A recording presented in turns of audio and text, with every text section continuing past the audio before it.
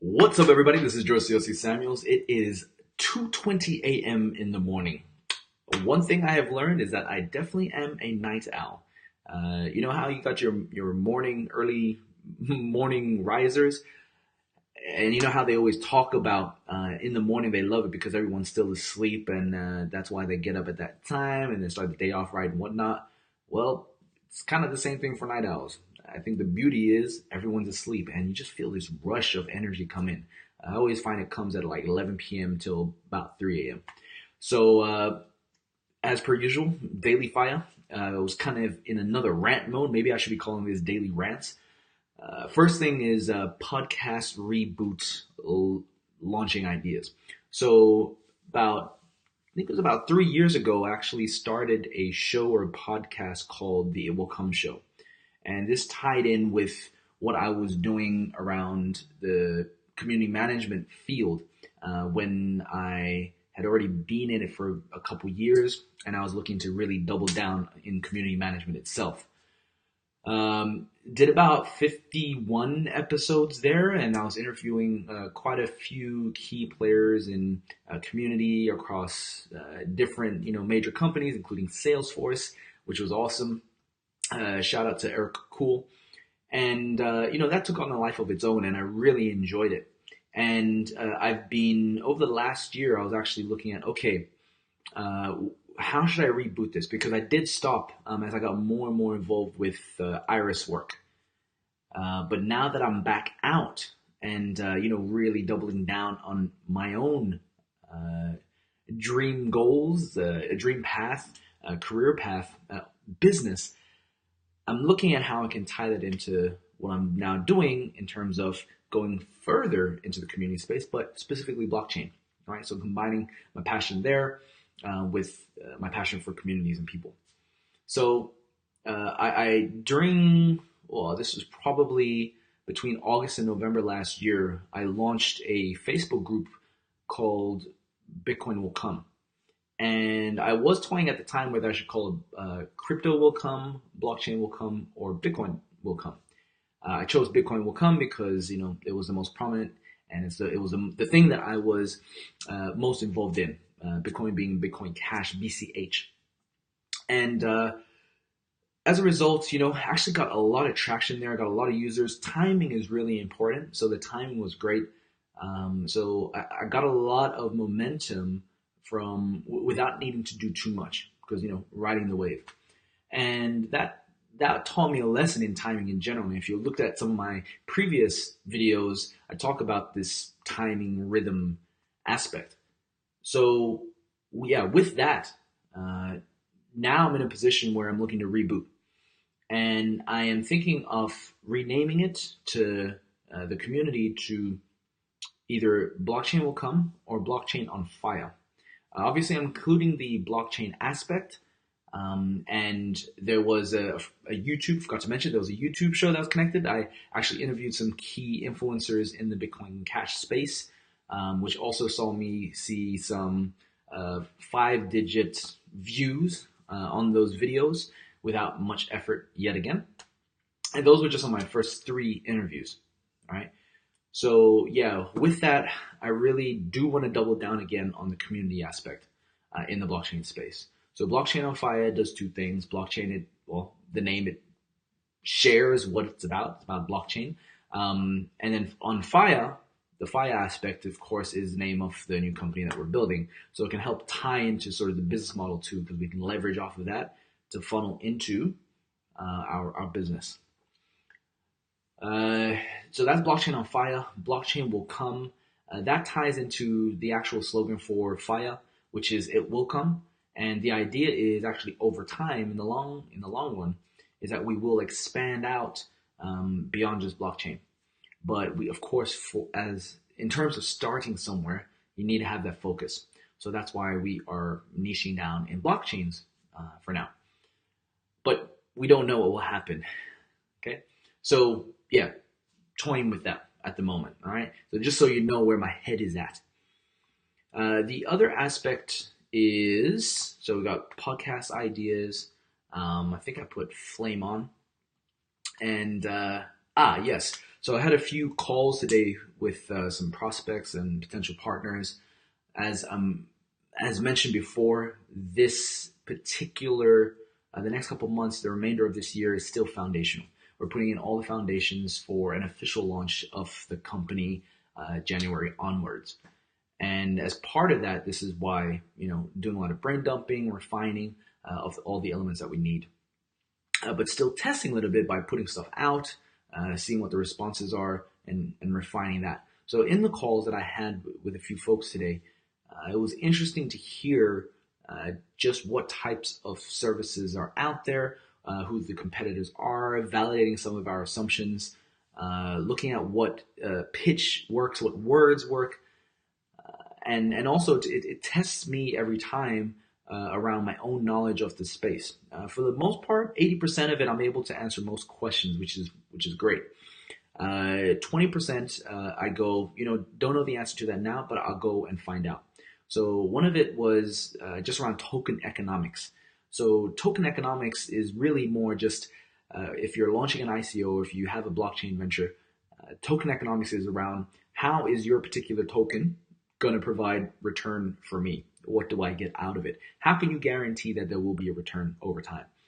And in the token economics, there can be a whole bunch of other things, but there were some great videos on YouTube that whenever I find myself in a downtime period, right, taking a rest, or some people call it procrastinating, I use that time to learn more about this area that I'm in. And all of this, why I'm sharing these videos, is actually to help you know. Just seeing your comment. Yes. Well, why are you awake? You should probably be sleeping too. Yeah, have a watch through the earlier parts of the video. So I'll continue on though. So so on the token economic side, what's become part of my ritual now is every morning when I get up, I'll actually take in about 15 to 30 minutes of absorption of what's happening within the cryptocurrency space, the blockchain space, everything to do with my industry, right? What all the latest news is, and if there are any new things that I should be learning, I'll learn about it. There was a great video from Gabrielle Cardano. Oh, I say Cardano, but I don't think it's actually Cardano. Brother, I will find out what your last name is probably. Well, if you can't sleep, man, I hope you enjoy this little rant of mine at 2:30 a.m. in the morning. But yeah, Gabriel works for Bitcoin.com, his developer there. He also worked on the wormhole layer that's built on top of Bitcoin Cash as a protocol, well, more of a token. It enables tokens on the Bitcoin Cash chain, and yeah, he has a lot of on the ground experience with all the different developer groups, and it was really interesting to hear what he had to say about what's going on and why he believes that Bitcoin Cash and Wormhole that he's working on and tokenization in general is going to help foster a flourishing of new tokens that aren't necessarily on the Ethereum blockchain. And it's going to be interesting to see how that plays out. But I do agree that things will definitely shift in the landscape of cryptocurrencies and blockchain between now and the next 6 to 12 months, right? Because if you look at it, what was happening in say the original, the OG cryptocurrency days at the peak Mt. Gox 2013, around that time period, which coins were out then compared to late 2017 last year. All right, we're probably going to see that same thing again. But yeah, once again, sharing all of this is so you can see how I'm building momentum, and how when it comes to success in general, you got to have this mad obsession. It took me a while to understand what people meant by that. If you go back to the greats Napoleon Hill and Think and Grow Rich, now even looking to people like Conor McGregor from the UFC, how they talk very openly about having this obsession, right, around the things that you are passionate about and what you're looking to move forward to or pursue and attack. So yeah, with that, the other aspect around rebooting the podcast is combining blockchain and my love for community, right? And through that, what really excites me is just being able to focus. So there are currently a lot of podcasts and shows around, general blockchain news and opinions on the blockchain technology side, but there are very few that focus on the community people aspect. And I know that I have some unique angles to take in that area, right? That I know others won't be able to replicate, right? So that is the path that I'm currently looking to pursue. And it's going to be a lot of fun, in my opinion, to do that, because what I seek to get at or show is just how much of the technological problems aren't necessarily technological. That they might maybe be 20% of the problem, but 80% of it might actually be people problems. Because and my theory is this relates to what I experienced having been in the startup space all the way up to corporates and dealing with community and really just people stuff. Is that whenever it comes to new technologies and change, it's very rarely the issue of the technology. Like that stuff actually can be learned when people are open to it. It's the 80% of resistance comes from people's inability to accept new things that they haven't hit a point of like, I really need this new change, right? Usually it will come where the change is so radical, people are forced to change, or it's kind of like a slow burn, the whole turtle in the boiling hot water, not realizing, that stuff is changing until kind of the last minute, and then it's like, damn, things have changed. So I see this same sort of thing play out in the blockchain cryptocurrency space. So you got the innovators, the leaders, the mavericks out in the front, looking to, who are hungry for change, who see the need for change, right? And they're taking the risks, whereas a large majority of the world right now may not even realize what is coming. They may not even realize why this is so important, and why it's so revolutionary, and how it's changing the very way in which we deal with money, right? Money is fundamental to our societies. And as we become even more globalized, we're seeing these clash of cultures, and new cultures are emerging that kind of is going to be a blend, or maybe even a square root of everything. And this matters, right? Because as technology enables us to move and communicate faster, you will see this tension and these collisions take place even more. All right, and those who are ready will be ready, and those who are not, some of us do want to help at least make them aware. So just back to what I aim to do with the podcast and the show, is that we're going to be looking at the people side of the blockchain technology, from its adoption, with merchants and consumers, to some of the technical aspects. And as an example, right, how Bitcoin split into two, which is now Bitcoin BTC and Bitcoin BCH. That is very similar to another event that took place in history, which was when the Catholics, the Roman Catholics, took Christianity and took it down its path of interpretation. And then you also saw the Protestants split off and take it down what they thought Christianity was meant to be.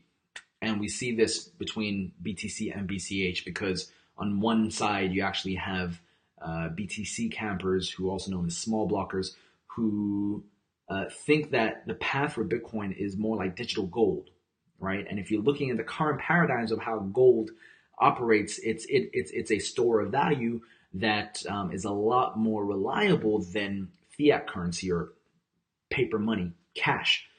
And so, according to Satoshi, the infamous creator of Bitcoin, the white paper is like the Bible, right? in the sense that it provided a roadmap, and a lot of people on the BCH, Bitcoin Cash side, look at that, and they believe, the people that are in that camp believe that Bitcoin should be about utility, an electronic cash system primarily, right? And that its actual value, like gold-like properties, come off of that. Okay, so yeah, you see this tension, you see it play out. There are of course other players like Ethereum, Ripple, and if it sounds like gibberish that I'm talking about, feel free to ask questions. But yeah, all of this is around just refining over these next couple months the Faia brand in alignment with what we're looking to do. And when I say where, there are other people involved in the Faia company. So yeah, community blockchains. That's what we're going to start aiming at. If you're viewing this video and you're part of the Success Will Come group, which was named Faia Community for a while, you might have noticed that the group name changed back to Success Will Come, just so that those of you who aren't necessarily interested in blockchain and cryptocurrency can still stay there for just general success tips. And these videos are still part of that, because it's going to show you how I will be succeeding with these plans, right? But you can see every single step of the way. Okay. So yeah, and the flame on, the other part to sort of the review of the day. I was texting a colleague, and she has so many great puns and slogans that work with the fire theme, and so she said "flame on," and I was like, that's a great line that I could use in the show, even to start things up. So I could just be like, "What's up, everybody? This is George C. Samuels. Today's episode, we've got X, and we're going to be talking about X, Y, and Z, and I'm really excited. And look, let's get this started. Flame on." And it could have like flames coming out, and fucking awesome. So yeah, that's where the flame on thing came in. If you're not familiar with where that line comes from, it's from Fantastic Four. Flame on, crazy effects, fire. I should turn into fire. That'd be awesome. But yeah, with that, leave that with you. If you're watching this now, thank you at this time. And if you are watching this tomorrow, I hope you get something out of it, learn a little something, and then in the comments, just leave it in the comments below. And with that, as always, remember, through patience and persistence, it will come.